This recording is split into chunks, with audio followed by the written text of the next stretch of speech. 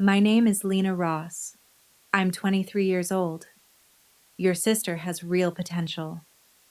You should learn something practical, my father said, as he signed away $175,000 that had my name on it, money my grandparents had been saving since the day I was born. I didn't cry. I didn't scream. I didn't throw a single plate across that kitchen. I picked up my backpack, walked out the front door with $340 to my name, and I never looked back. Last Tuesday, my parents walked into my office on the 18th floor of a glass tower in downtown Seattle. My mother's knees buckled, but not because of the skyline, not because of the reception desk, not even because of the 38 employees working just outside the conference room. It was the way I looked at her, the way you look at a stranger who walked into the wrong life. But to understand what happened in that office, you need to understand what happened 5 years earlier at a kitchen table in Maplewood, Washington, and the one piece of paper my father never knew existed. Let me take you back to March of 2021, the week everything changed. I grew up in a pale blue 2-story house on Alder Ridge Drive, white trim, a neat front yard, and a mailbox my father repainted every spring because in our house, appearances mattered more than anything. From the outside, we looked perfect. From the inside, we were something else entirely. We ran like a system, a quiet, controlled system, and my father, Daniel Ross, was the one in charge.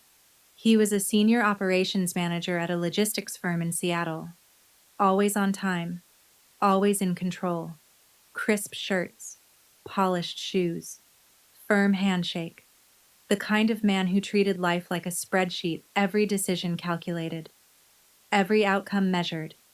He controlled every dollar that entered our home. My mother, Karen Ross, didn't even have a credit card in her own name until she was 45. That should tell you everything. The rules in our house were never spoken out loud. They didn't have to be. My younger sister, Ava, 2 years younger, louder, brighter, and the unquestioned center of my father's world got everything. New phone every year, dance competitions across state lines, her own bedroom, freshly renovated, while I was moved into a narrow guest room at 14 because Ava needed space to grow. Ava got opportunities, I got responsibilities, dishes, laundry, quiet expectations. The unspoken role of helping my mother keep everything running while my father invested in the future. And I was good at drawing, really good. My art teacher, Mrs. Bennett, once told me I had the kind of visual thinking that design schools compete for. She helped me put together a portfolio, weeks of work, late nights, revisions, and even wrote me a recommendation letter for a summer program at the Pacific Design Institute. I remember placing it carefully on the kitchen counter. My father looked at it for maybe 4 seconds. Drawing isn't a career. Lena, it's a hobby. He set it aside and never mentioned it again. But the college fund, that was supposed to be different. My grandparents, my mom's parents had opened 2 custodial accounts the year we were born. One for Ava, one for me. $175,000 each. 18 years of deposits, interest, and intention. My father announced it one Thanksgiving when I was 15. He stood at the head of the table, wine glass in hand, like he was presenting quarterly results. Both my daughters have their future secured. He said, 175,000 each, fully funded. No one touches it. The whole table applauded. Aunt Melissa, Uncle Greg, cousins, everyone. I remember standing there afterward, staring at the living room wall. Every frame was Ava, her dance trophies, her awards, her smiling photos in bright costumes under stage lights. There was one picture of me. One. A blurry family Christmas photo from years ago. Half my face hidden behind my father's shoulder, tucked into the corner near the thermostat like an afterthought. I remember thinking even back then, at least the money is equal. I was wrong. If this story is starting to pull you in and make you wonder what comes next, feel free to take a moment to subscribe, but only if it truly resonates with you. I'd also love to know where you're listening from and what the weather is like there right now. Drop it in the comments. This is a fictional story, enhanced with the help of AI to add depth and emotion. Now, sit back, get comfortable, and let's continue.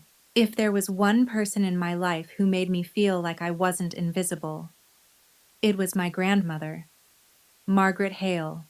She had spent over 40 years as a seamstress, running a small alteration shop out of her garage in a quiet neighborhood in Tacoma. By the time I knew her, her hands had started to stiffen, the fine movements slower than they used to be, but still precise in a way that felt almost magical. When she looked at you, she really looked like nothing else existed, like you were the only story worth hearing. No one else in my family ever did that. Not for me. Grandma Margaret was the one who taught me how to sketch, not the kind you learn in school, not shading exercises or perspective drills, but something more practical. She would lay out fabric patterns on her cutting table, pin them down carefully, and I would trace them freehand onto paper. Your hands and your mind. Lena, she used to say softly, no one can ever take those from you. She died in the spring when I was 16. Ovarian cancer. Fast. Merciless. My father didn't attend the funeral. He said he had a work obligation, which, in Daniel Ross language, meant he didn't believe his wife's mother was worth missing a meeting for. My mother stood beside the casket alone. I stood next to her. Ava didn't come either. She had a regional dance showcase that weekend, something she called too important to miss. A week before my grandmother passed, she pulled me close in her hospital room. Her voice was barely more than a whisper, but her grip was strong, stronger than I'd ever felt. I set something aside for you, she said. Not much, but it's yours. Only yours. A man named Thomas Keene will find you when the time is right. I thought she meant jewelry, or maybe one of her quilts. I was 16. I didn't know what a trust was. After the funeral, I found a small wooden box she had left for me. Inside was her sewing kit, a soft, worn measuring tape, and a folded piece of paper with a name and a phone number. Thomas Keene, attorney at law. I slipped the paper into my wallet, behind my student ID, and forgot about it. For 2 years. Then Ava came home from college during the fall of my senior year. She walked in like someone who had just discovered a new religion, except her religion was ambition, and her God was success. She had been studying at Western State University for 3 years by then. Her grades were average at best. I only knew because I once overheard her arguing over the phone with an academic advisor late at night. But at the dinner table, that's not the story she told. According to Ava, she was building connections, developing her brand, setting the stage for something big. My father listened like every word was gospel. One Saturday morning in early March, Ava showed up wearing a fitted blazer I had never seen before. The tag was still attached inside the sleeve, like she wanted someone to notice. She carried a plastic binder, 8 or 9 pages, printed neatly, double-spaced. Her business plan. I was standing at the sink, washing breakfast dishes, when she sat down across from my father and began her pitch. She talked about an MBA, a top-tier program, then seed funding for a startup, something in digital consulting, though she never explained what that actually meant. She had run the numbers. She said confidently, total investment required, around $175,000. I turned off the faucet slowly, water dripping from my hands. Dad, Ava said, leaning back in her chair, crossing one leg over the other like she was already in a boardroom. Let's be realistic. You have 2 college funds sitting there. I need one of them. She paused just long enough. And Lena, I mean, what is she really going to do with it? She added casually. She draws. She said it the way you talk about something small, temporary, not cruel, not loud, just dismissive, like I wasn't even there, like I wasn't standing 10 feet away with water dripping from my hands. And my father, the same man who had stood at Thanksgiving and promised the entire family that both his daughters had equal futures waiting for them, looked down at Ava's neatly printed business plan and nodded, slowly. You might be onto something, he said. He never looked at me, not once. They didn't tell me right away. They waited a full week. I think it had less to do with consideration and more to do with getting everything signed. It was a Sunday morning when they finally did. The kitchen smelled like coffee and toasted bread, and the sunlight coming through the window was sharp and unforgiving, the kind of light that doesn't let anything hide. My father was already seated at the head of the table. Ava sat beside him, legs crossed, sipping from one of those oversized ceramic mugs he liked to buy. Expensive, decorative, pointless. The kind of thing he never hesitated to spend money on. Sit down. Lena, he said. I sat. He didn't soften his tone. He never did. I've made a decision about the education funds. Just like that. No lead-in. No explanation. Your sister needs the capital for her MBA. It's a real opportunity, and I'm not going to let it pass. He adjusted the napkin in front of him like he was finalizing paperwork. I'm consolidating both accounts under her name. Both. All of it. $175,000. Your sister has real potential. He continued calmly. You should consider learning a trade. There's good money in that. Nothing wrong with it. I turned to look at my mother. Karen was standing by the sink, both hands gripping the edge of the counter. Her body was angled away from me, her head lowered. She wasn't looking at my father.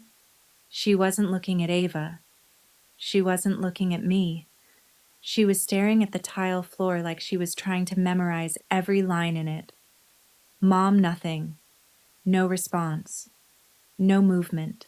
Just the quiet hum of the refrigerator and the soft sound of Ava sipping her coffee like this was any other ordinary morning. Your mother agrees. My father said, and something inside me broke. Not loudly, not dramatically, just quietly. Right there, on that kitchen floor. No funeral, no goodbye, just silence, and the faint smell of burnt toast in the air. I looked at my father, then at Ava, and I said one word, okay. I pushed my chair back, stood up, and walked upstairs. That single word cost me $175,000, but what I did in the next 48 hours was worth far more. I didn't leave that night. I know that's what people expect. A slammed door, a dramatic exit, tires screeching out of the driveway. That's not what happened. What happened was calculation. I had 2 final exams left, 2 days. If I walked out before graduation, I would lose the only thing I had left, my diploma. And without that, I wouldn't even qualify for community college. So I stayed. I sat in that small bedroom and did the most practical thing I had ever done in my life. I opened my laptop, searched for rooms to rent in Seattle, and started making a list. Monday morning, I took my English final. I aced it. Tuesday, art history, the easiest exam I had ever taken. Wednesday afternoon, I walked across the stage in a navy cap and gown, shook the principal's hand, and accepted my diploma. There was no one there for me. My father and mother were across the state visiting Ava's campus for some end-of-year event. A reception, a gathering, something important enough to miss their daughter's graduation. Ava didn't even graduate that year.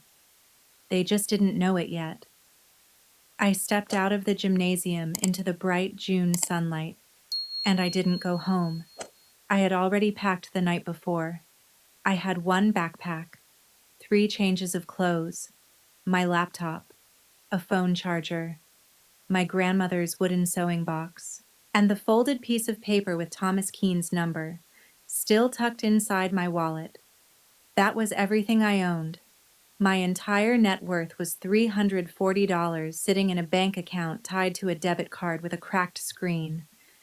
Before I left, I wrote a note and placed it on the kitchen table, the same table where my grandmother had once taught me how to trace patterns, the same table where my father had signed away my future like it was nothing. I'm leaving. Please don't look for me. You already made your choice.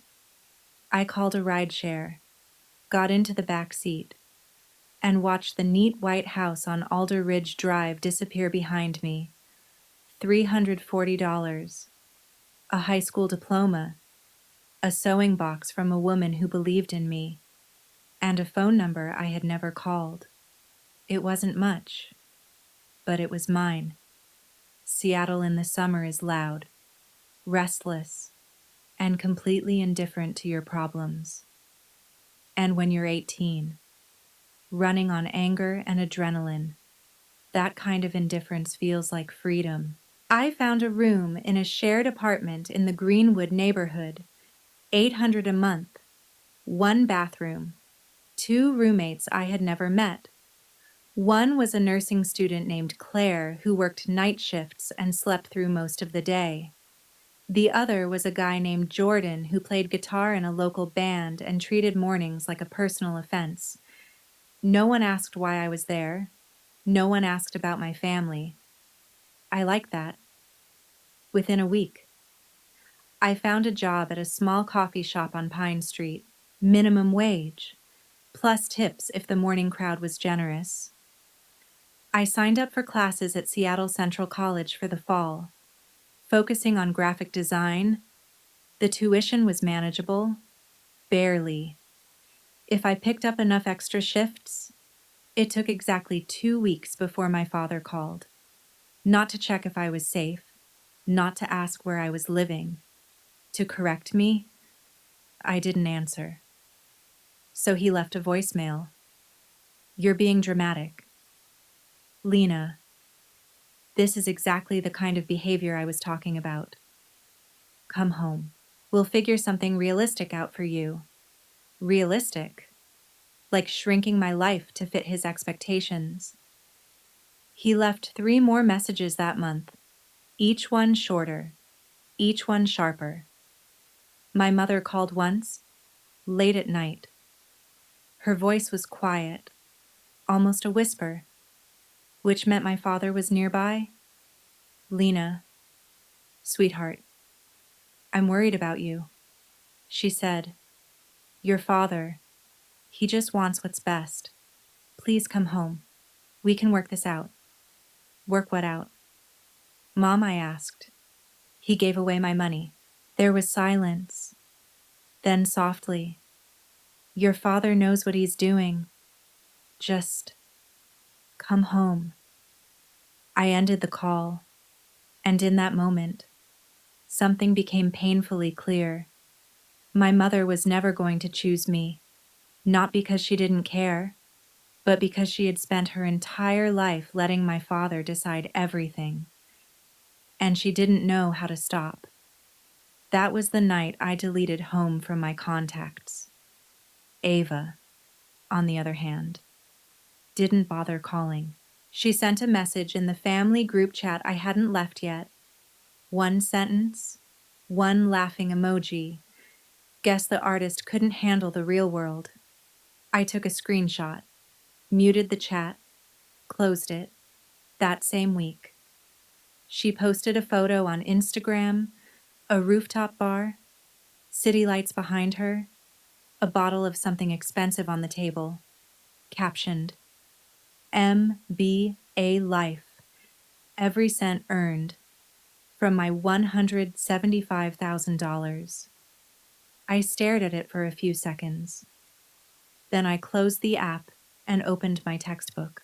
3 months in, I was surviving on 4 hours of sleep, cheap coffee, and a kind of stubbornness I didn't even realize I had, the kind you inherit from someone who worked with her hands until they gave out, and still kept going. One night, I was sitting on the lower bunk in my room, digging through my bag looking for a pen, when my fingers brushed against the wooden box, my grandmother's sewing kit. I opened it slowly, carefully, like I already knew it was going to matter. The measuring tape, the needles, the faint smell of fabric and time, and underneath it all, the folded piece of paper, Thomas Keene, attorney at law, a phone number. I had carried it with me for 2 years, never called. It always felt like something for later, for some undefined moment in the future, but sitting there, with $214 left in my account and a tuition bill due in 6 weeks, I realized this was that moment. I called the next morning. He picked up on the second ring.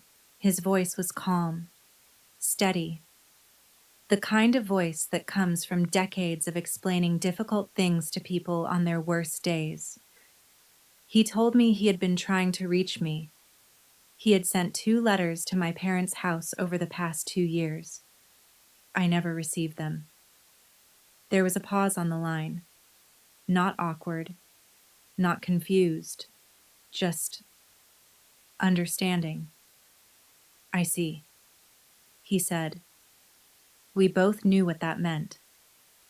My father had never intended for those letters to reach me. Thomas asked me to come to his office in Bellevue. I took a bus across the city. Then another one, sitting by the window with my backpack on my lap and that same piece of paper folded neatly inside my wallet. His office was small, just him and a paralegal. A quiet brick building with shelves lined with legal books and a brass desk lamp that looked older than anything I owned. He sat me down and began to explain. 4 years before she passed, my grandmother had set up a revocable trust, $12,000, every dollar from her own savings. I was the sole beneficiary, Lena Margaret Ross. The trust was designed to transfer to me when I turned 18 and contacted the trustee. Thomas Keene was that trustee. She told me you would call one day, he said gently. She just didn't know when. Then he slid a check across the desk. $12,000. Next to it was a copy of the trust document. At the bottom was my grandmother's signature. Thin, slightly unsteady, but unmistakably hers. Every letter written with intention. I held that paper in my hands, and for the first time since I left home, I cried. Not because of the money, because someone had thought of me. Someone had planned for me. Someone had made sure that, no matter what happened, I would have something that was mine and no one else's. But Thomas wasn't finished. "There's something else you should see," he said. He opened a folder and turned it toward me. "Your custodial account, the one with $175,000. I requested the transaction records. As the beneficiary, you have a right to them." Inside the folder was a printed email from my father, dated March 18th, 4 sentences long, an instruction to withdraw the full amount from my account and transfer it into a new account under Ava's name. There was no explanation, no mention of my education, no mention of me at all. Just numbers, just instructions. Cold, clean, final. Under Washington law, Thomas explained, a custodial account like mine came with a legal obligation. A custodian has a fiduciary duty to act in the best interest of the minor. He said, "That's you. What your father did isn't just unfair. Lena, it's a violation of that duty." My chest tightened. "So I can get it back?" I asked quietly. He didn't sugarcoat it. "You can file a claim, but your father would need to have the assets to return, and legal action takes time and money. I can't promise you an outcome." I sat there for a long time, staring at that piece of paper, my father's name, the date, the amount. It didn't look like betrayal. It looked like paperwork, like moving funds from one place to another. And then, slowly, I folded the document and placed it back into the folder with the check. "I'm not going to sue him," I said. Thomas raised an eyebrow slightly. "I don't want his money," I continued. "I want mine." He nodded, slowly, not in agreement. "In respect? The statute of limitations is 6 years." He said, "If you change your mind, you still have time." I thanked him. I took the check, the documents, and the envelope, and stepped back out into the gray Seattle rain. I stood at the bus stop, holding that envelope tightly against my chest. $12,000. In this city. That wasn't much. A few months of rent, some tuition, but it was the first money I had ever received because someone believed in me. Not because they were obligated to, because they chose to. I want to be honest about what came next, because people like to imagine a clean story, a montage, late nights, hard work, success rising steadily. That's not what it looked like. It was messy. It was exhausting. There were weeks where the only thing keeping me going was the fear that my father might have been right about me. I used the money carefully. Tuition at Seattle Central for a full year cost just under $4,000. I bought a refurbished iMac, a student subscription to design software. The rest. I stretched. Rent, bus fare, groceries, electric bills when one of my roommates forgot to pay their share. I treated every dollar like it mattered, because it did. 2 years later, I graduated at the top of my graphic design program, a 3.94 GPA. That earned me a transfer scholarship to the University of Washington. Not full coverage, but enough to make it possible. I worked part-time on campus, picked up freelance design jobs online, logos for small businesses, brand kits for startups. $10 an hour sometimes, less than that. Occasionally, but it was mine. During my first semester there, I walked into an interview for a design internship, and met someone who would change everything. Her name was Rebecca Cole. She was the creative director of a small interior design studio in downtown Seattle, about 40 years old, always had reading glasses resting on top of her head, and she said exactly what she thought. In a world full of people like my father, that felt like oxygen. She flipped through my portfolio without saying a word, page after page, sketches, layouts, concepts I had stayed up until 2 a.m. perfecting. It felt like 10 minutes, maybe more. Then she looked up at me. Who trained you? My grandmother. And YouTube, I said, for a second. Something almost like a smile crossed her face. Your spatial instincts are unpolished, she said, but they're rare, and they're real. I don't say that often. Then she closed the folder. I want you here. 20 hours a week, $12 an hour. You start Monday. I said yes before she finished the sentence. And somewhere else in the state, my sister Ava, funded by my $175,000, was living a completely different version of potential.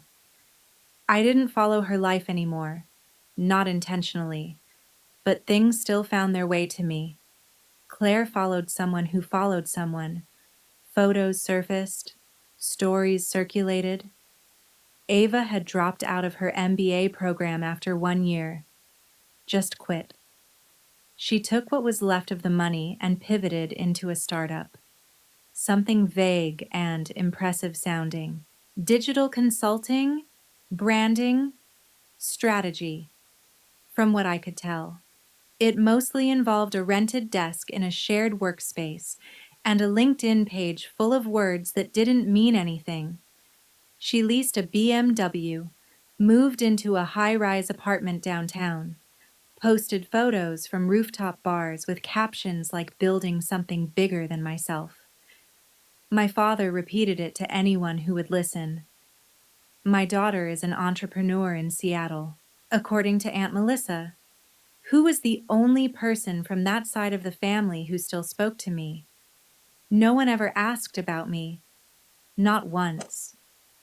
Rebecca said something to me at the end of my first month at the studio. We had just finished a client presentation. The room still smelled like fabric samples and fresh printouts. I was rolling up blueprints, stacking materials, trying to keep up. She stopped what she was doing and looked at me. Really looked at me. The same way my grandmother used to. I don't know what you're running from, Lena, she said quietly. But whatever it is, keep running. She paused. You're going somewhere. She didn't know my story, but she understood enough. I want to pause for a moment. If you're listening to this, and you've ever been the one your family overlooked, the one they dismissed, the one they quietly decided wasn't worth investing in, I see you. And if this story feels a little too familiar, take a moment to subscribe. Not for me, for the version of you that needs to hear what comes next. Because what happened in year 3 changed everything. By the start of that year, I had something I had never had before, a life that was mine. I was 21, a full-time student at the University of Washington, taking a heavy course load while still working 20 hours a week at Rebecca's studio. My apartment was small, about 400 square feet in an older building near Capitol Hill.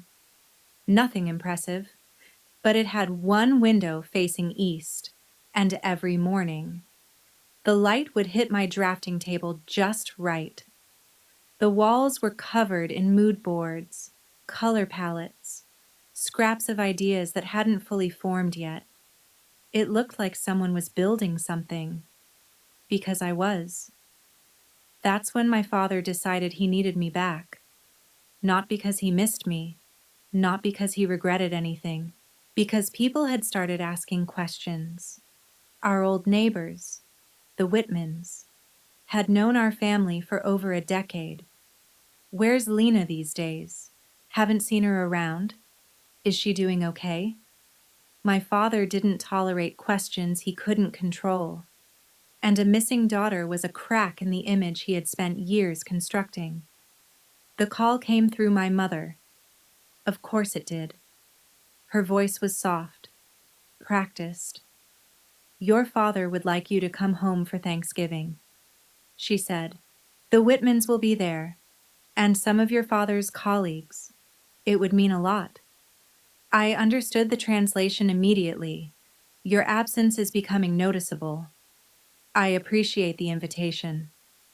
"Mom," I said, "but I have plans." There was a pause, a slight shuffle. Then my father's voice cut in, sharp and immediate. He had been listening the entire time. "You're embarrassing this family. Lena," he said, "people are asking where you are. What am I supposed to tell them?" And there it was. Not, "Are you okay?" Not, "How have you been?" Just, "What do I tell people?" "Tell them the truth," I said. "Don't be smart with me. I'm not coming back to stand in a room and pretend everything's fine." I replied, "You made your decision 2 years ago. I made mine." He hung up. Just like that. The line went dead. I stood there in my apartment, phone still pressed to my ear, heart pounding, not from fear, from something else.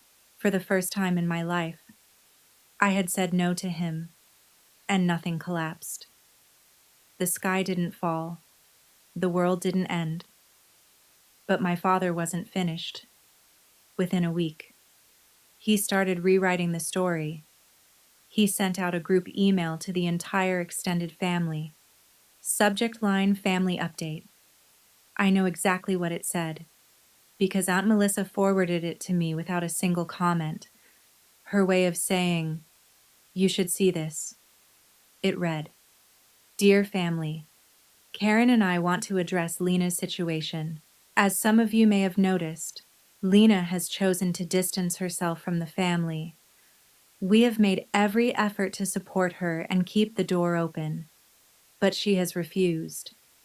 She is going through a difficult period and has, frankly, some personal issues we would rather not discuss in detail. We ask for your understanding and your prayers during this time. Personal issues. That's what he called it. Not I took her college fund. Not I told her to give up her future while I funded her sister's lifestyle. Personal issues. The kind of vague, carefully chosen phrase that lets people imagine whatever version of the story makes the speaker look better. Drugs, a breakdown, bad decisions. Pick one. The messages started coming in within days. My cousin Danielle texted me, "Thinking of you. Stay strong."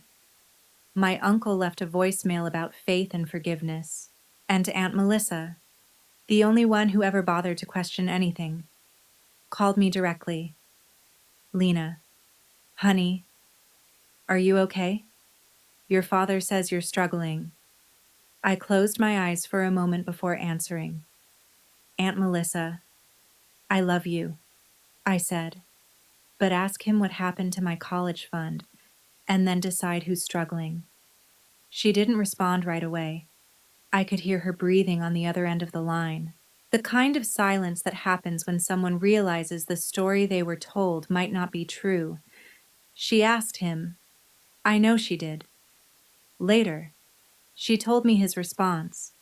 "That's between me and my daughters," which is what people say when the truth doesn't work in their favor. After that, she stopped asking, not because she didn't care, but because my father had spent years building a system where questioning him felt like betrayal, and most people choose comfort over confrontation. I didn't have the energy to fight that. I was 21, working, studying, barely keeping everything together. I couldn't run a campaign to defend my name while trying to build a life from nothing. So I did what I had always done. I kept my head down, and I kept moving forward. But I saved that email. I saved the forwarded message from Aunt Melissa, with the timestamp and every recipient listed. I didn't know when I would need it. I just knew I would, because people who rewrite the past once will do it again. And next time, I wanted proof. 8 months after that Thanksgiving call, Ava reached out. It was a Thursday night, the first time I had heard her voice in over 2 years. Hey, Lena. Her tone was casual, warm, like nothing had ever happened, like we were just sisters catching up. Ava. Dad told me about the whole Thanksgiving thing. She said, I think you're overreacting a little. I didn't say anything. It was just money. She continued. We're family. Families work things out. Just money. $175,000. My education. My future. My grandmother's final gift to me. Just money. It was my money. Ava, I said quietly. Well, technically. Sure, she replied. But Dad made the call he thought was best. And honestly, she paused. I could hear her shifting, like she was getting comfortable, settling deeper into whatever version of her life she had built. I needed it more. There it was. Simple, clean, justified. You always land on your feet. Lena, she added, you're resilient. Resilient, the word people use when they want to admire your survival, without acknowledging they caused it. I didn't respond. I let the silence stretch, long enough to make her uncomfortable. Her tone changed. The warmth disappeared. Fine, she said. But let me be clear. If you keep dragging this out, if you start making Dad look bad over some account, I'll make sure people know why you really left. I felt something in my chest go still. I'll tell them you couldn't handle not being the favorite. She continued. I'll make sure that version sticks. And just like that, there she was. Not the confident entrepreneur, not the golden child. Just the same person who had sat at that kitchen table and dismissed my entire future with one sentence. I spoke slowly, calmly. Ava, I said, I'm only going to say this once. There was a pause. Don't call me again, unless it's to apologize with a check. I took a breath, and even then, call a lawyer first. I hung up. My hand was shaking. My voice hadn't been. That was the last time I spoke to my sister. For 2 years and 4 months. Until the day she walked into my office. With my parents. There's something people don't tell you about starting over from nothing. It doesn't stay in the past. It follows you. Quietly. Waiting for the moment you finally think you've moved on. By the end of my 3rd year, I had been moving nonstop for nearly 30 months. Classes, work at the studio, freelance projects on weekends.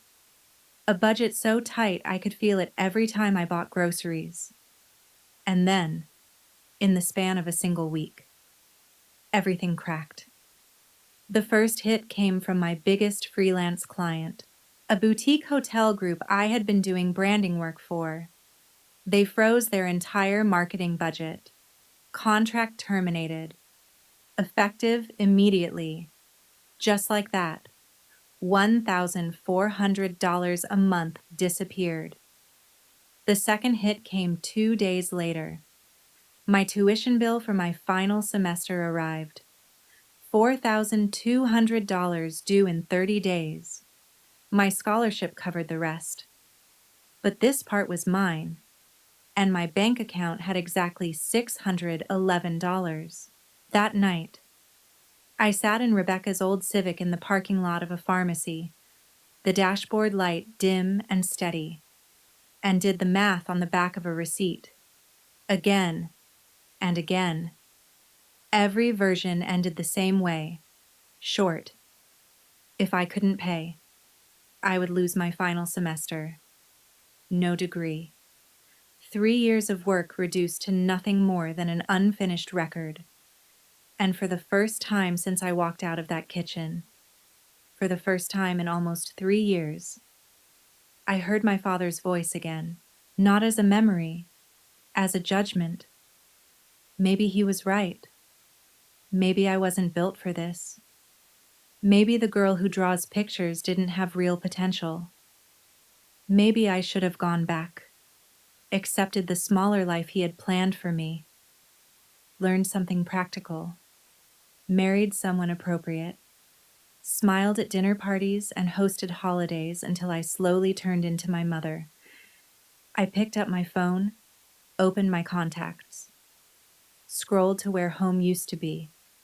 I still remembered the number. My thumb hovered over the screen. Then I looked at the passenger seat. The wooden box was there. I always kept it with me. My grandmother's sewing kit, the measuring tape, the quiet reminder. Your hands and your mind. Lena, no one can take those from you. I exhaled slowly and put the phone down. I didn't call them. I called someone else. Rebecca answered on the first ring. It was almost midnight, but she picked up like she had been expecting it. She had noticed the weight I had lost, the circles under my eyes. She never said anything directly, but she saw everything. I'm sorry to call so late. I said, I wanted to ask if you had any extra projects. Anything. I'll take whatever you have. I chose my words carefully. I didn't say I needed money. I didn't ask for help. I asked for work. There's a difference, and it matters. She was quiet for a moment. Then she said, I was actually planning to talk to you. My chest tightened. I'm leaving the firm. For a second. Everything inside me dropped. The one stable thing in my life. Gone. I'm starting my own studio, she continued. Residential and commercial design. I've been planning it for months, and I need someone full-time. I didn't speak. I need a junior designer. She said, salary, enough to cover your expenses, enough to finish your degree, if that's what you're worried about. I pressed my forehead against the steering wheel and closed my eyes. Not because I was falling apart, because for the first time in 3 years, the numbers finally worked. Why me? I asked quietly. Because I saw your latest portfolio update. She said, that hotel lobby concept, Lena, that's not junior work, that's lead designer work. She paused. You just don't see it yet. She didn't save me. She hired me. She made a decision based on what I had built. I started the following Monday. Design work during the day. Classes 3 nights a week. Studio work on Saturdays. Sleep when I could get it. It was the hardest year of my life, and the year everything changed. In late October of year 4, I got a call from Aunt Melissa. I was sitting at my drafting table, sketching out elevations for a restaurant project, when my phone buzzed. She had a way of delivering news. Calm, measured, like she was reading a weather report. Ava moved back home. She said. I stopped drawing, set my pencil down slowly. She failed. Aunt Melissa continued quietly. Whatever that business was, it didn't work. I never really understood what she was doing in the first place. It's over. I said nothing. The car was repossessed last month. She added, "She's back in her old room at the house." I waited for a feeling to come. Satisfaction, relief, vindication, something. But it didn't. What I felt instead was hollow. The kind of emptiness that comes when something you always knew would happen finally does.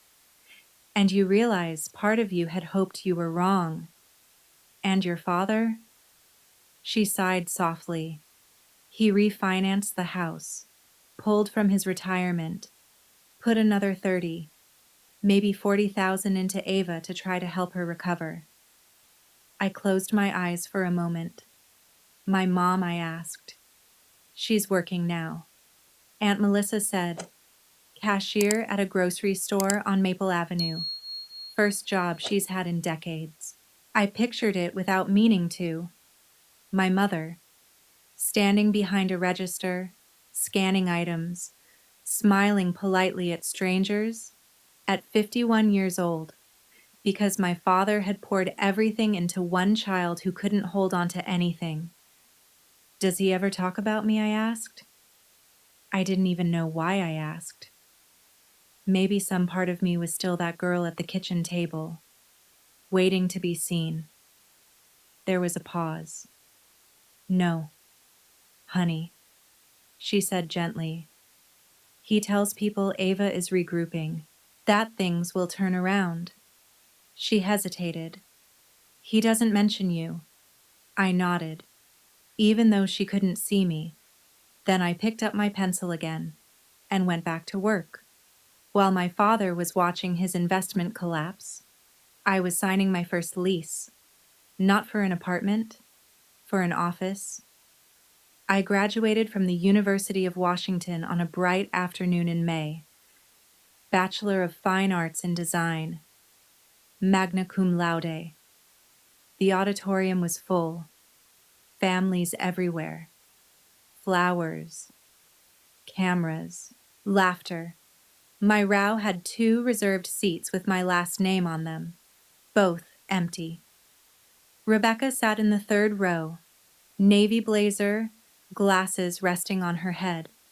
And when they called my name, Lena Margaret Ross, she stood up and clapped, loud enough to fill the space my family had left behind. That was enough. 6 months later, everything changed again. Rebecca and I had been building toward it for a while. Her client list was growing faster than she could manage alone, and my work had started bringing in its own clients. One evening, after everyone else had left the studio, she sat me down. "I want your name on the door," she said. Just like that. Cole and Ross Design Studio. She had already drafted the partnership agreement. 51% her, 49% me. Fair. She brought the capital, the reputation, the foundation. I brought the work, the clients, and every dollar I had managed to save. $8,000, 18 months of careful budgeting. We signed the papers on a Tuesday. Within 6 months, we outgrew the space. 3 employees became 7. 7 became 12. Rebecca handled the high-end residential clients. I built something else. Corporate spaces, restaurant concepts, boutique hotel branding. We called it Ross Creative Consulting. It grew faster than I expected. The day I saw my last name etched onto a glass door that I owned, not borrowed, not inherited, not given. I stood there for 5 full minutes, not admiring it, trying to believe it. By year 5, I was 23, and my life looked nothing like what anyone in that house had imagined for me. We moved into a new building in downtown Seattle, an older tower, fully renovated, the kind of address that made people take you seriously before you even spoke. We took over an entire floor. 40 employees, glass offices, a design lab, a presentation room with a long walnut table that could seat 12 clients at once. Our revenue had tripled in less than 2 years. We had contracts with hotel groups across the West Coast, restaurant chains, corporate offices. My office sat in the corner, floor-to-ceiling windows overlooking the city.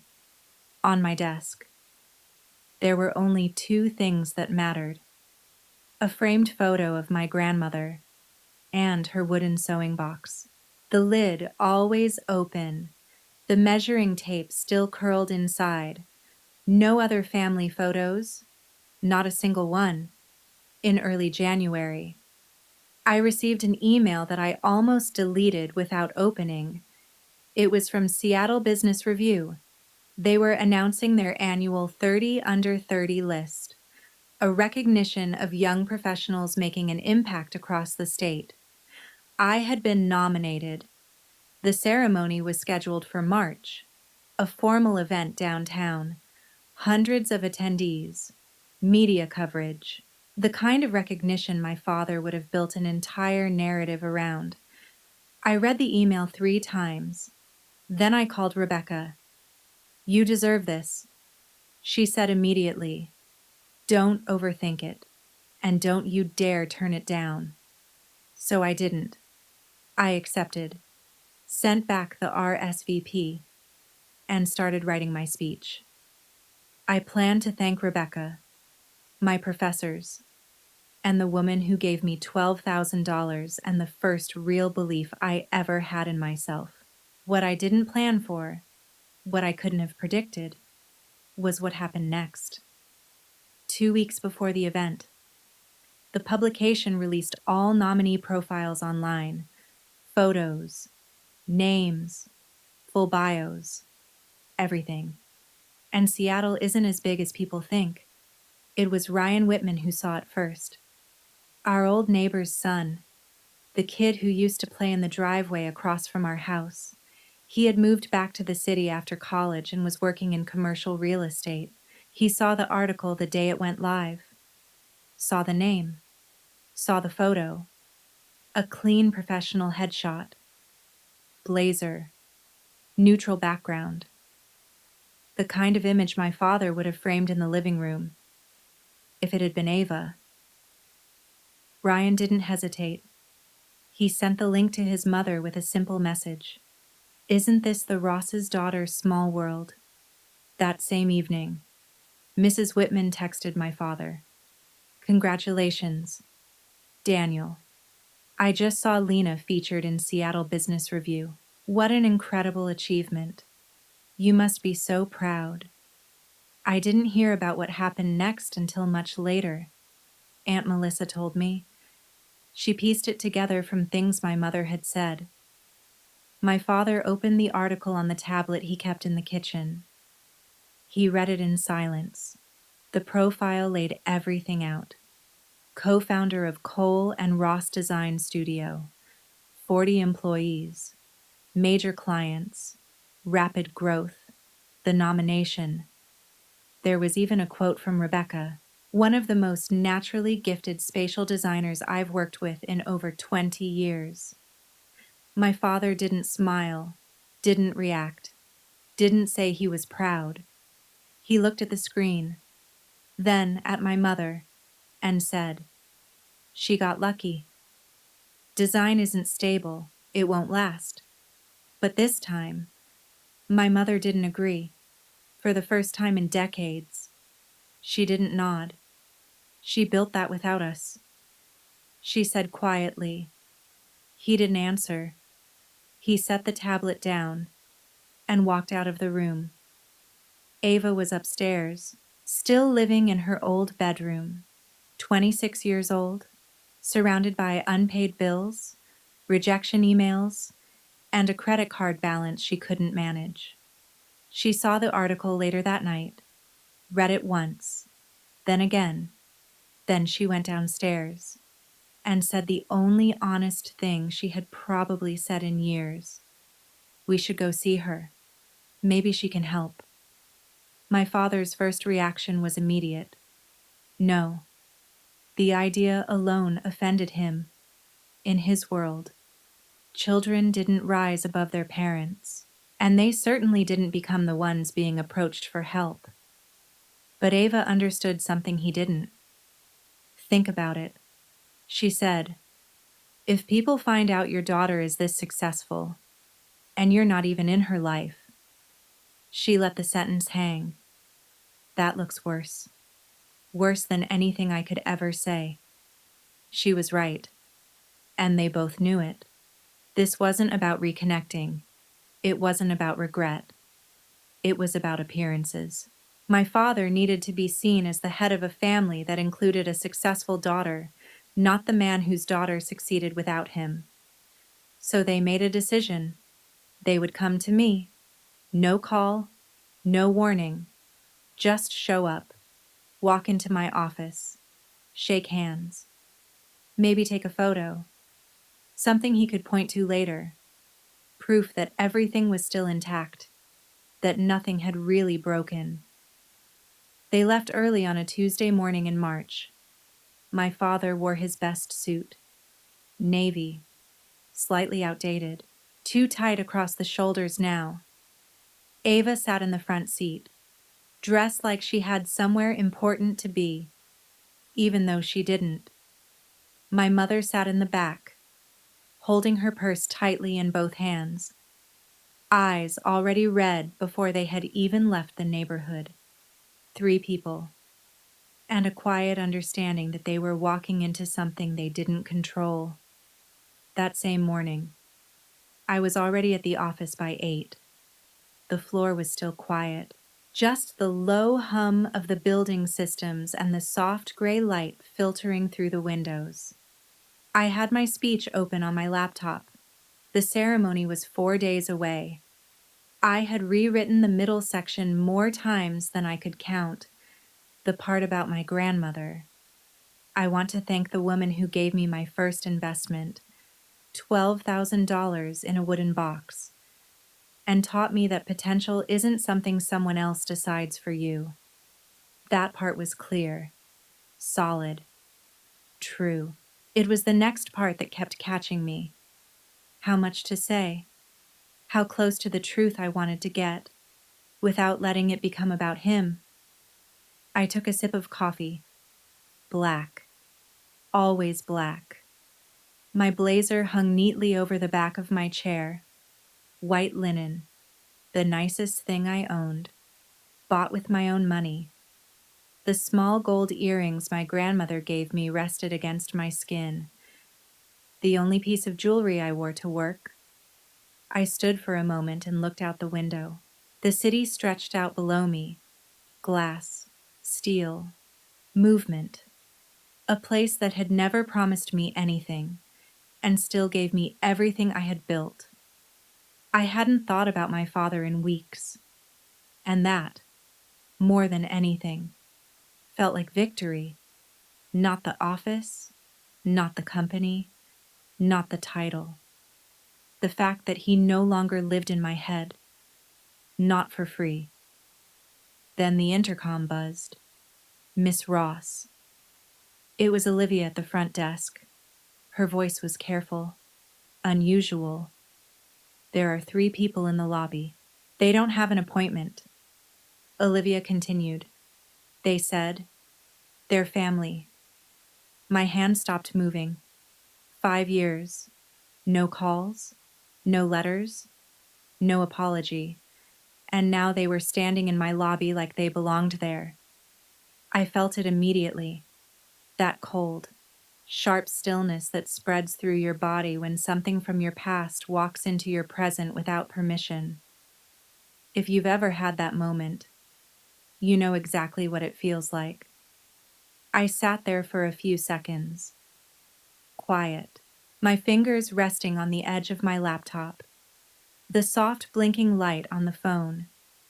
I could have said no. I could have told Olivia to let them wait, or to tell them I was busy, unavailable, gone. A part of me wanted to, the part of me that was still 18, still standing in that kitchen, still trying to understand how everything had been taken so easily. But I wasn't that girl anymore. The version of me sitting in that office knew something she didn't. Avoiding them would give them control. Facing them, on my terms, would take it back. Send them up, I said. I adjusted my blazer, pulled my chair in, opened a blank document on my laptop so my speech wasn't visible, and waited. A few moments later, I heard the elevator, a soft chime. I didn't go out to greet them. I stayed exactly where I was. Through the glass walls, I could see them enter. Olivia guided them past the reception desk, past the brushed metal logo mounted against the dark wall, Cole and Ross, past the open workspace where dozens of employees were already at their desks. Screens glowing, conversations low, work moving forward. The room felt alive, structured, certain. My father walked in first. Same suit. Older now, tighter, the fabric pulling at the seams. His shoes were polished. He had made an effort. Behind him, Ava, wrinkled pants, a faded blouse, her posture slightly smaller than I remembered. And behind her, my mother, holding her bag tightly with both hands, her eyes already filled with something she hadn't yet said. They moved through a space they didn't understand. A space that existed because I had chosen to build something instead of going back. Olivia opened the conference room door. Glass walls, a long walnut table, clean lines, a skyline view that stretched across the city. Ms. Ross will be with you shortly, she said. I waited 2 minutes, not to make a point, to steady myself. Then I stood, picked up a notepad, a pen, and walked in. My mother saw me first. She made a sound. Not quite a word, not quite a cry. Something in between. Her knees gave out, actually gave out. She caught herself on the edge of the table, gripping it tightly. My father reached for her, steadying her, but his face. I will never forget that expression. It wasn't anger. It wasn't disappointment. It was something else. The look of a man who had walked into a room expecting to find something small and realized he had misjudged it entirely. Ava didn't speak. She just stared. At the room. At the table. At me. Like she was trying to reconcile what she was seeing with what she thought she knew.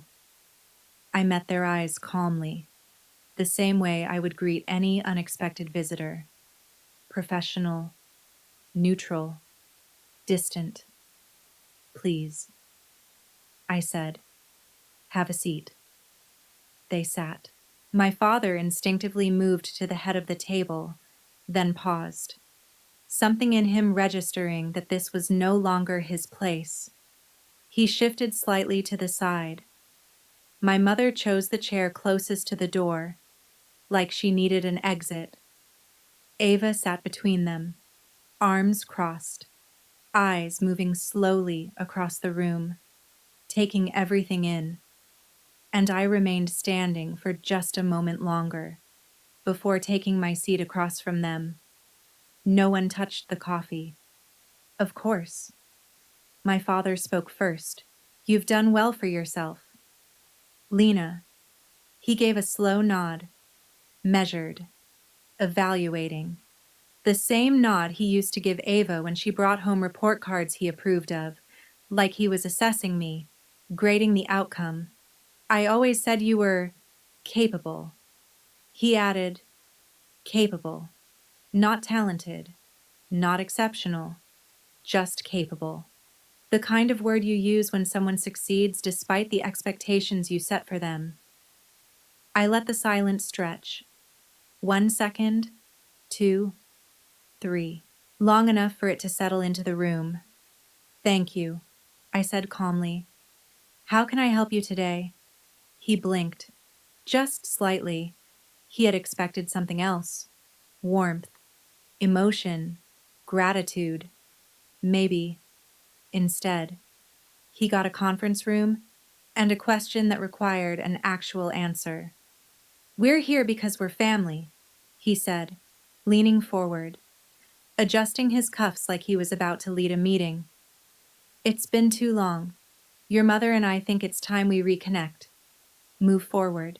My mother nodded quickly, dabbing at her eyes with a tissue she had already pulled from her bag.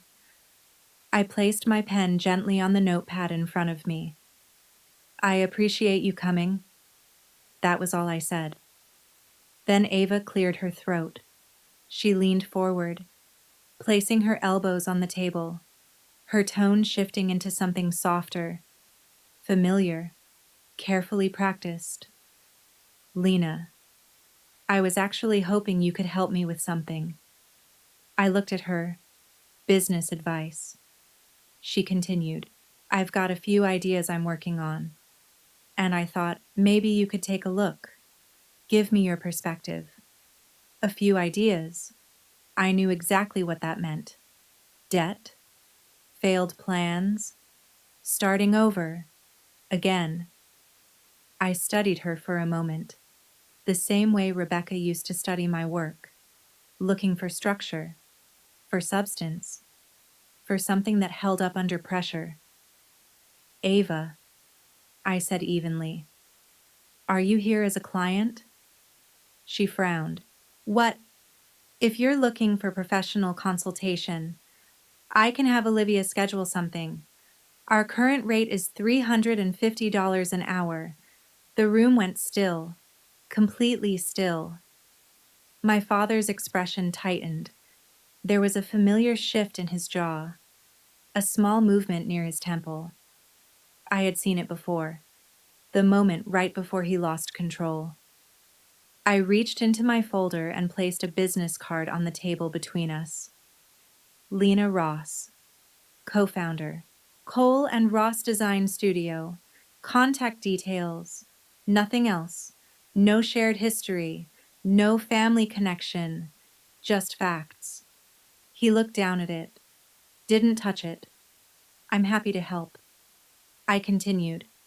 But I need to understand something first. I met his eyes directly. Are you here as my family or as a business inquiry? The words hung there, clear, unavoidable. Because if it's family, I added, we haven't spoken in 5 years. Something shifted in the room, not subtle, not quiet. My father pushed his chair back slightly, both hands pressing against the table, and for the first time since they had walked in, the control slipped. Enough with the corporate tone. Lena, my father snapped, we're your parents. We drove 2 hours to see you. You drove 2 hours. I replied evenly, that's more effort than you made in 5 years. His face flushed instantly. That same vein pulsed at his temple. I made a decision for this family, he said, his voice tightening. I did what I thought was right. I looked at both my daughters and I put the money where it had the best chance of success. He gestured toward me. And look at you. You moved on. You're doing fine. Fine. Like it had been a minor inconvenience. Like $175,000 was something you misplaced and forgot about. Like it hadn't been my future. You took $175,000 that had my name on it. I said. My voice was steady. I had rehearsed that sentence more times than I could count. Not for him. For myself. You transferred it to Ava without my consent. That wasn't a family decision. I held his gaze. That was a legal violation of your fiduciary duty. Silence. Thick. Heavy. I chose not to sue you. I continued. That doesn't mean I forgot. The color drained from his face. Not red anymore. White. The look of someone who just realized the person they underestimated. Understood everything. How. He started. I had a lawyer explain it to me. I said, the same lawyer Grandma appointed to manage the trust she set up in my name. I paused. The one whose letters you never let me see. My mother turned sharply toward him.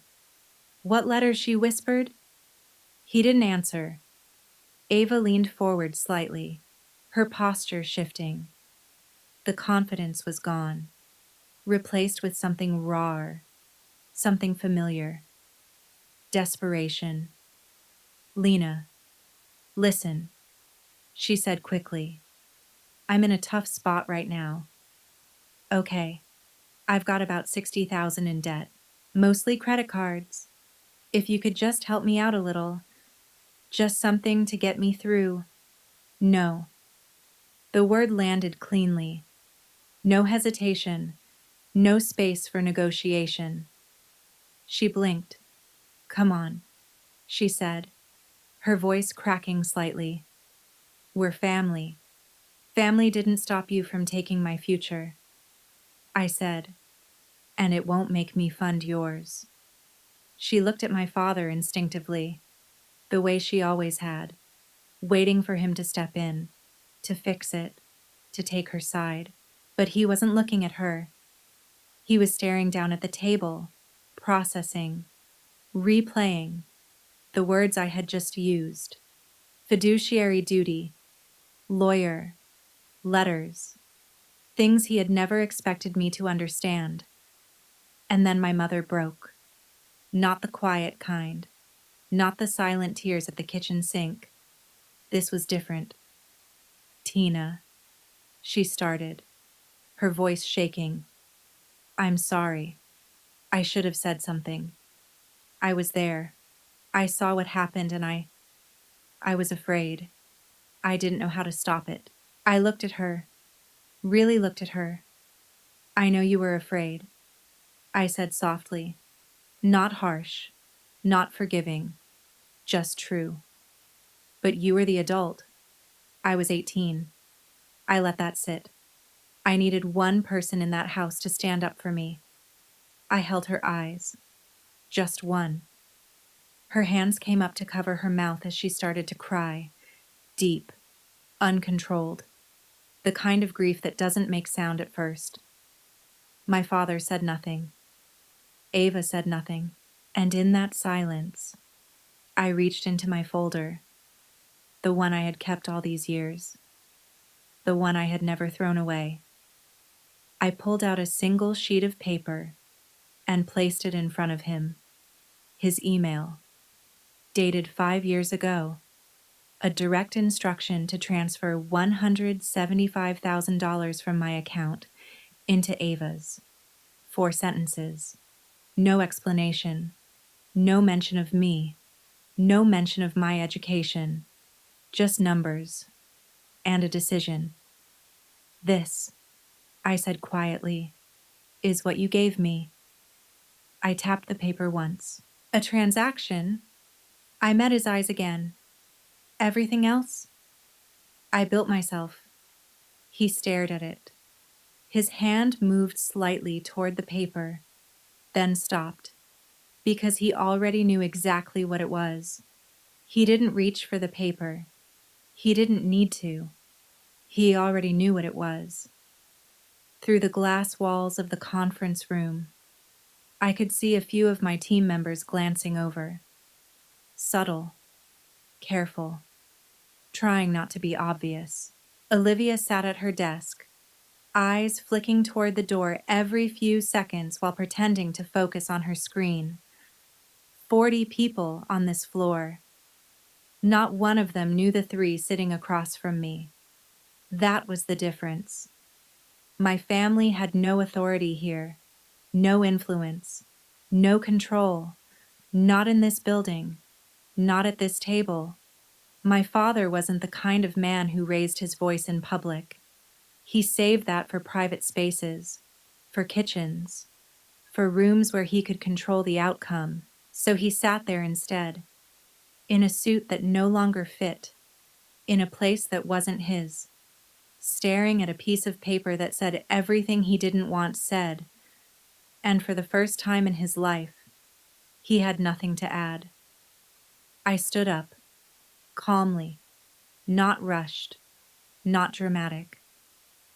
The way you stand when a meeting is over and everyone in the room understands it without being told. I'm going to be honest with all of you. I said, I don't hate you. They didn't react. Hating you would mean you still have control over how I feel. I let that settle. You don't. My father kept his eyes on the table. Ava was picking at the edge of her sleeve. My mother had stopped crying, but her breathing was uneven, her hands still clutching the tissue tightly. I'm not going to give Ava money, I continued. I'm not going to pretend we're a happy family for anyone. And I'm not going to accept a version of this story where everything that happened was justified. Silence filled the space again. If there is ever going to be a relationship between us, I said, it starts with 3 things. I held their attention. A real apology, not one that shifts blame. Accountability for what was taken from me, not explained away, not minimized, and respect for who I became. Without you. I picked up my notepad, my pen.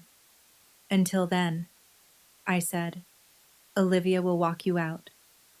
My father stood first. His jaw tightened, like he was holding back words he couldn't use. He looked around the room, at the glass walls, at the people working just beyond them, at the name on the wall outside, at everything that existed without him. He didn't apologize. He buttoned his jacket incorrectly, not noticing. Then he turned and walked toward the door. Ava followed. Quiet now. No confidence, no argument, just movement. My mother stood last.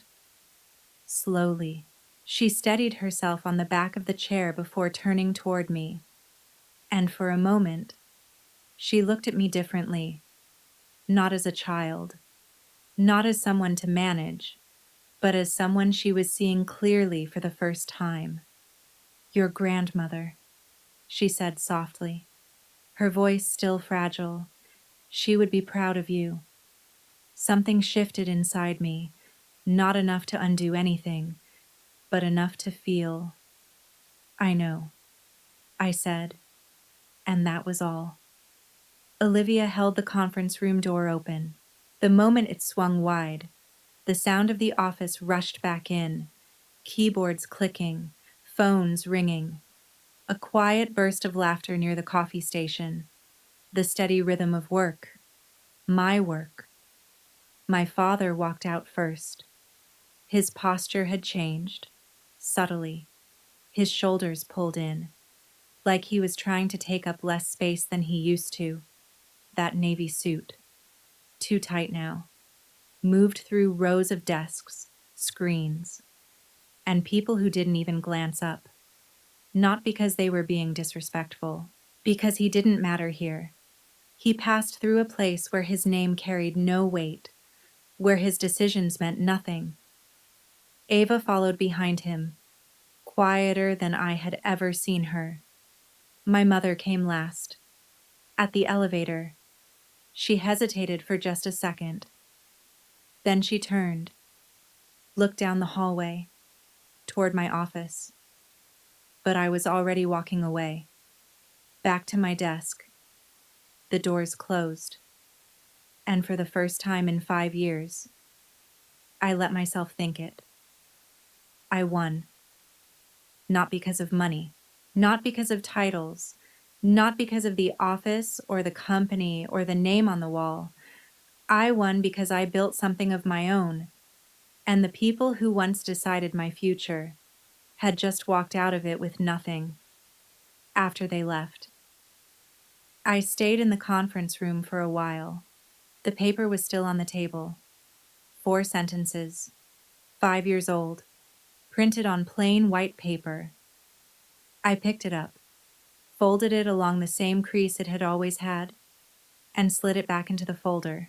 There's something I didn't say in that room, something I've only ever told Rebecca and Thomas Keene. I could have sued my father. I still can. By the time I was 21, the case was already there, clear, documented, a custodial account, a fiduciary duty, $175,000 withdrawn and transferred to someone else, for reasons that had nothing to do with me. Under the law, it wasn't complicated. It wasn't even ambiguous. A judge could have ordered everything returned, plus interest, plus legal fees. Thomas had everything: the transaction records, the emails, the proof. You have a strong case. He told me. I believed him. I sat with that decision for months. Then I said no. Not because I forgave my father, and not because the money didn't matter. There were 3 reasons. The first was simple. He didn't have it anymore. His savings were gone. The house was leveraged. Everything had already been poured into Ava and burned through. Winning a judgment against someone with nothing left is just paper. The second reason was time. I didn't want to spend years in courtrooms, explaining, revisiting, reliving, turning the worst moment of my life into something public, something dissected, something argued over by people who weren't there. I had already lived through it once. I wasn't going to live through it again, just to prove a point. The third reason mattered more than anything else. I didn't want to become the kind of person who built her life around $175,000. I wanted to be the person who built her life without it. Keep the file. I told Thomas. The statute runs 6 years. If he ever tries to rewrite this story publicly, I want proof. He nodded. He understood. The folder went into my desk drawer, not as a weapon, as insurance, at some point. The money stopped being about money. It became about identity, about the kind of person I was going to choose to be. And I chose to be someone who didn't need it. Saturday arrived faster than I expected.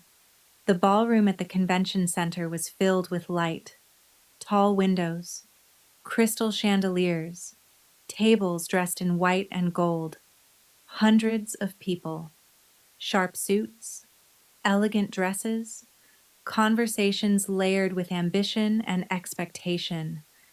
There was a backdrop set up for photos. The 30 under 30 logo repeated across it.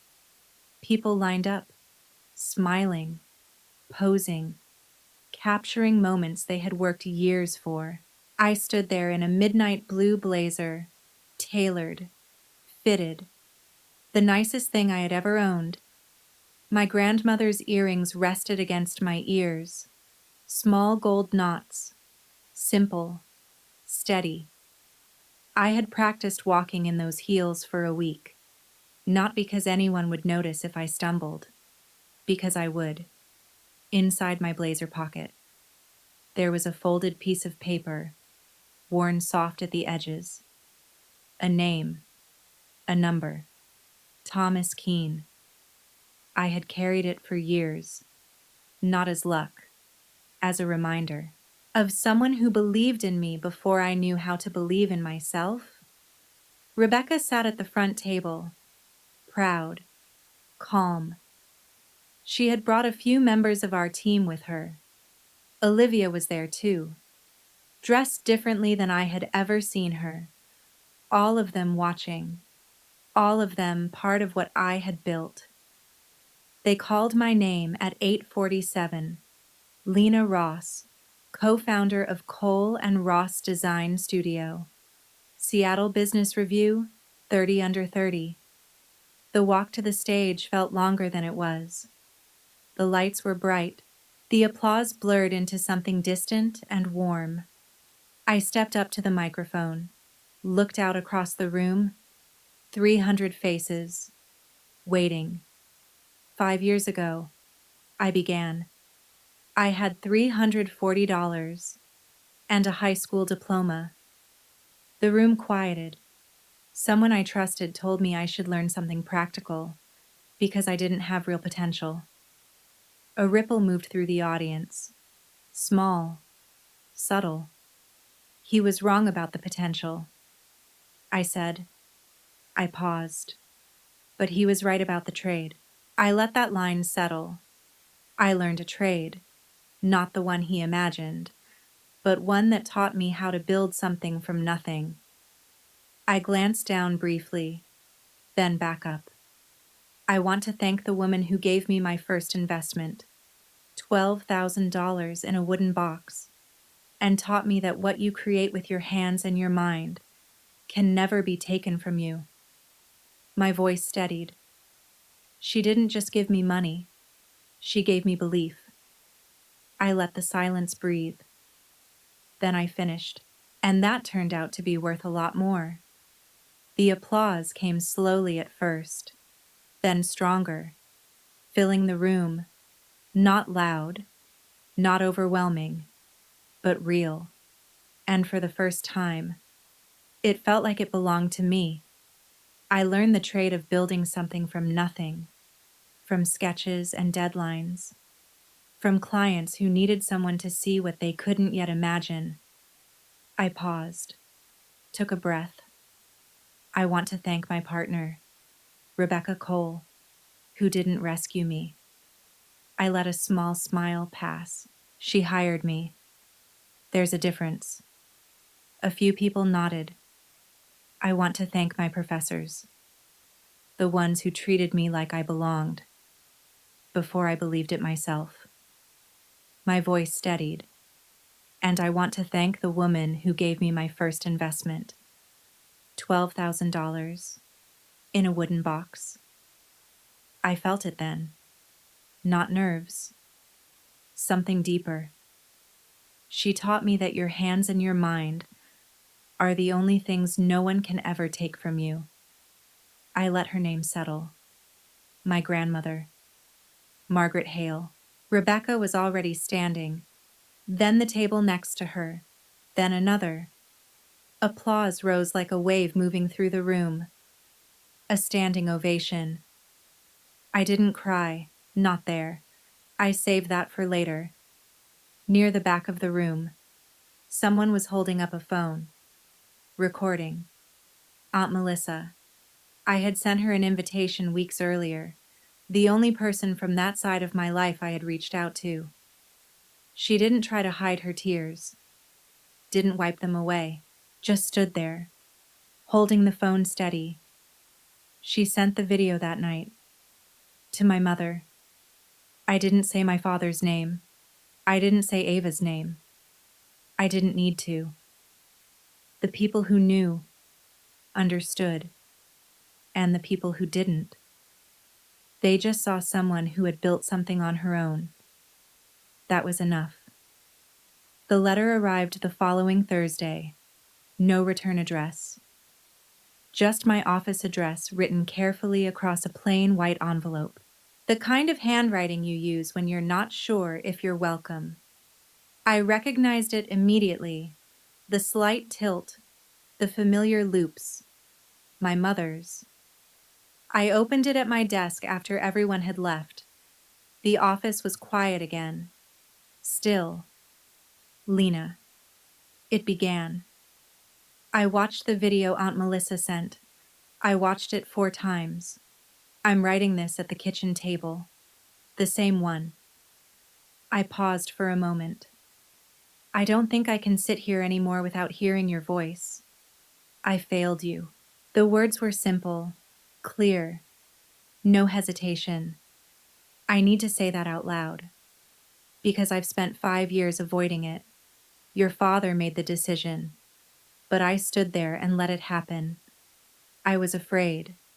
I've been afraid for most of my life, afraid of his anger, afraid of being wrong, afraid that if I spoke up, everything would fall apart. So I said nothing. The paper felt heavier in my hands. I said nothing while he took your money, your confidence, and your place in this family. I told myself I was keeping the peace. The letter continued, but it wasn't peace. It was fear. I see that now. I don't expect you to forgive me. I don't think I deserve that. But I need you to know. I see what I did. I see who you've become. And I'm done standing in that kitchen, saying nothing. There was a pause in the handwriting, slightly heavier ink, like she had pressed harder. I've contacted a divorce attorney. I'm looking for a place to live. For the first time in 30 years, I'm choosing myself. My chest tightened. You showed me how to do that. She wrote, the night you walked out. I just wish it hadn't taken me 5 years to understand. Your grandmother would be proud of you. I know, because I am Mom. I set the letter down on my desk, right next to my grandmother's photo, and I cried. Not the same kind of crying I had done years ago. That had been about loss, about money, about a father who never saw me. This was different. This was grief for something that never existed. The relationship we could have had. The version of her who stood up in that kitchen and said no. The version of me who didn't have to leave to learn my worth. My father never wrote. No message. No call. Nothing. Silence was the last thing he had control over, and he held on to it. Ava sent a text. The night after the ceremony. 5 words. Congrats on the award. Lena. That was it. No apology. No acknowledgement. No mention of anything that had happened. Just words that cost her nothing. I read my mother's letter again, then one more time. And I placed it beside the sewing box, beside the photo, a small collection of things that had been given to me by people who, in their own ways, had believed in me. I didn't reply that night. I wasn't ready, but I didn't throw it away. That mattered. If you're still listening, you deserve to know how everything ended. My father took early retirement 6 months after that meeting. Retirement is a generous word. His company restructured. His position disappeared. At 55. With depleted savings and a house tied up in debt. There wasn't much left to negotiate. He still lives in that same house, the one he used to maintain so carefully. The paint on the shutters is starting to peel now. The neighbors are still there. They say he doesn't come outside much anymore. When people ask about me, and they do now, he changes the subject. He has never apologized.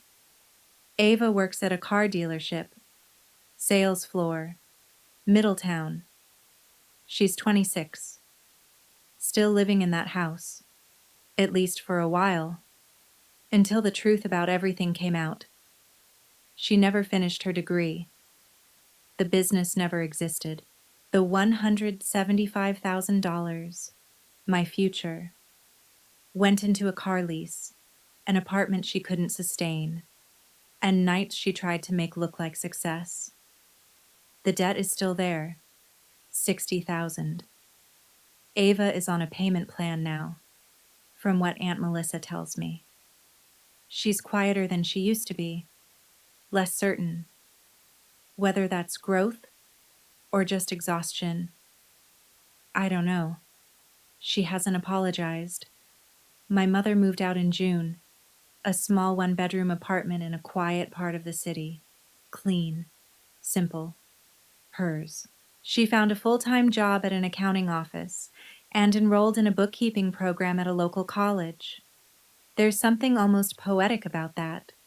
Karen Ross, at 53, finally learning a trade, and for the first time in her life, she has a bank account with only her name on it. I think about that more often than I expected. As for me, I'm still here, 14th floor. The company is growing. We signed 2 new clients last month. Rebecca and I have been talking about expanding, opening a second office, and every time we talk about it, I think about where I started. A small room, a shared apartment, a borrowed bed, a job that barely covered rent. The sewing box still sits on my desk. The trust document is locked away. The folder with everything my father did, still untouched. And my mother's letter, folded carefully, resting where I can see it. Every morning, I haven't written back. Not yet. But I haven't thrown it away either. And that means something. People ask me sometimes if I'm still angry. I was, for a long time. Anger got me through those early years. It got me out of bed when I was exhausted. It kept me working when I wanted to quit. It pushed me to prove something. To someone, anger is powerful. It burns hot. It gives you energy when you don't have anything else. But it doesn't last forever. If you hold on to it too long, it starts to consume you instead of driving you. Somewhere along the way, it changed. It didn't disappear. It became something else. Quieter, more stable, less like fire, more like structure. I don't tell this story because I need sympathy. I built a life I'm proud of. I did it with clarity, with intention.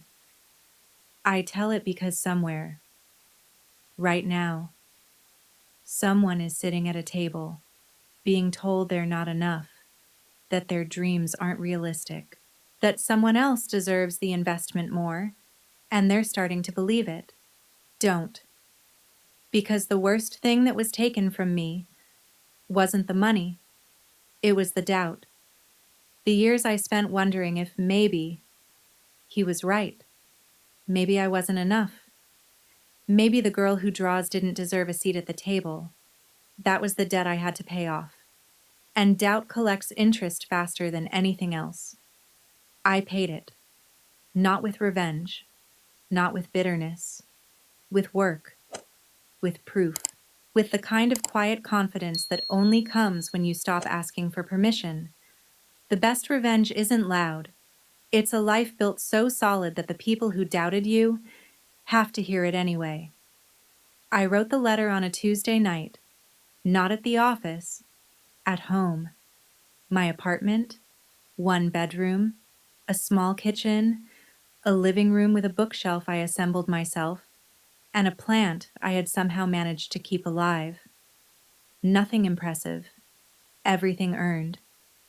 I sat at the table, a different table, one I had chosen, and I wrote to my mother. I didn't overthink it. I didn't rewrite it. I just wrote, "Mom, I got your letter. I've read it more times than I'll probably ever tell you. I'm not ready to talk yet. I don't know when I will be. I'm not going to pretend otherwise. But I want you to know something. What you're doing now, starting over, that takes courage. More than people realize. More than I think I've ever shown. I learned that the hardest loss isn't money. It's believing you were never worth it in the first place. Rebuilding your life means choosing yourself, even when no one else does. If you were in my place, would you have walked away or stayed and fought? I'm curious if you stayed with me until the end. Thank you for listening. If this story meant something, your one subscribe or share could help someone else who's doubting themselves right now. Your action might be the reason they don't give up. Tell me your thoughts below and be part of something that actually changes lives.